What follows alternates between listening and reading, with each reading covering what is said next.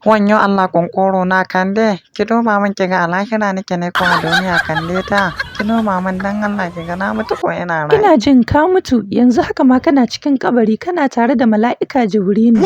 Haba Kande ya ina ji na a duniya kina cewa ina lahira ina tare da mala'ika Jibrilu Kande. To dama kenan tambayar renin wayo kai min ka san kana duniya kuma kake tambaya ta wani ka mutu ko kana raye iye? Haba Kande ta dama na tambaye ki ne na ji tabbacin na mutu ko ina raye. Wai Kande na Allah ina wanda ya kaɗe ni ne? Ga nan kusa da kai kake tambaya ta shine ya bankaɗe ka. Yanzu bawan Allah ina jin taushin duniya ta shine kake so ka raba ni da ita. Haba ɗan Fulani, ta ya ina sana cikin salo zan bankaɗe ka, ban san na bankaɗe ka ba ɗan Fulani, kai haƙuri mana dan Allah. Munafikin Allah ta'ala kana sana ka bige ni wallahi ban yadda sai ka biya ni duk abin da na rasa wallahi. To shikenan ɗan Fulani, tunda na baka haƙuri ka ki haƙura, yanzu me kake so na yi maka ne iye? Yawa yanzu na ji magana kaga kullum zaka rika kawo min bankararren kaji masu maiko guda 5, sinkin biredi guda 10, zaka kawo min madara fik ta gwangwani da maltina da kankana da apple da komai dai. Kuma kai zaka ci gaba da ciyar min da iyalai na har na tsawon shekara 10 tunda ka karya ni ban iya zuwa kasuwa. Shikenan ɗan Fulani, iya buƙatar taka kenan, wannan ai ƙaramar buƙata ce a gare ni, zan je kasuwa yanzu nan na siyo ma duk abin da ka buƙata.